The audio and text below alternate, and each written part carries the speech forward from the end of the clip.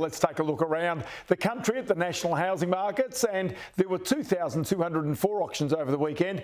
56.2% of them were sold. That's just down a bit from last week in Sydney. Just over 750 auctions. The clearance rate there, you can see 56%. In Melbourne, a few more auctions, 825. 60% of those were sold over the weekend. In Brisbane, 100 auctions, 52% of them were sold. In Adelaide, just 74 auctions. It's still strong there, though. 77% of those were cleared.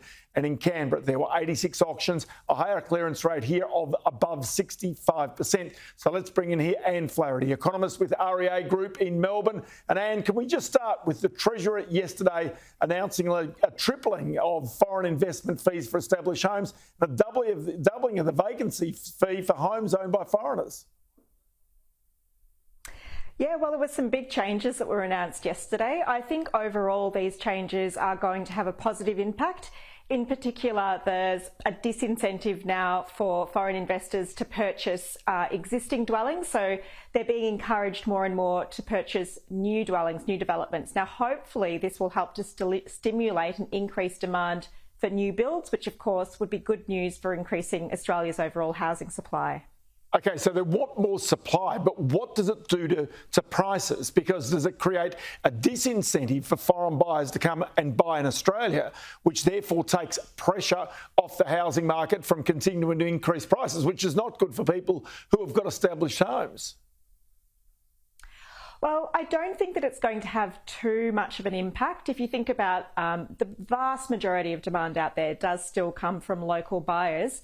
What this would mean, though, is that for the established housing market, which is already seeing very strong levels of demand locally, it's going to help to reduce some of that demand by getting foreign investors to, be more likely to favour new dwellings. So I don't think it's going to have too much of an impact on prices, if at all, purely just because the reason we're seeing price increases at the moment and the market do so well is that there is still extremely strong local demand relative to the number of homes for sale.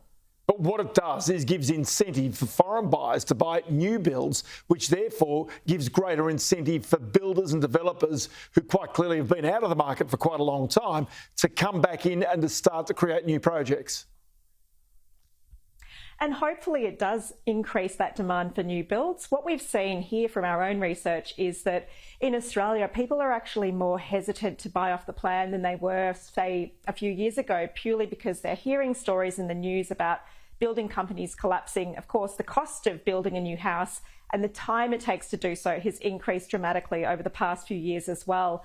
So this should help to stimulate a little bit more demand for these new builds, which Australia desperately needs. Okay, so then you've got to have the power to actually police people in these regards, don't you? Because there's obviously a lot of students who come to Australia.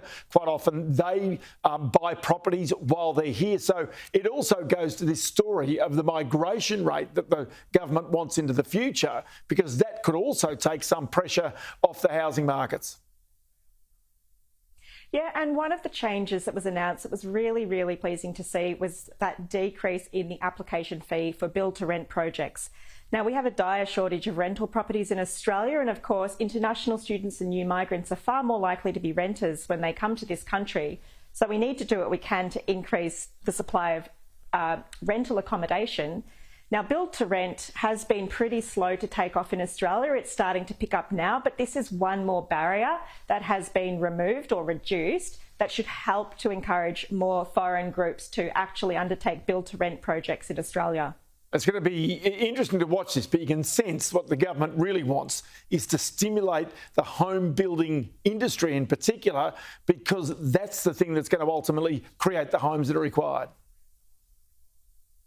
Exactly, and the government's indicated it wants to build 1.2 million new homes over a 5-year period.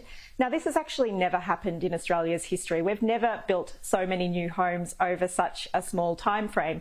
So everything that can be done to increase demand for new dwellings, to stimulate investment into projects like build to rent, for example, is going to have a meaningful impact and is really part of the set of things we need to happen if we are actually going to get close to achieving that goal.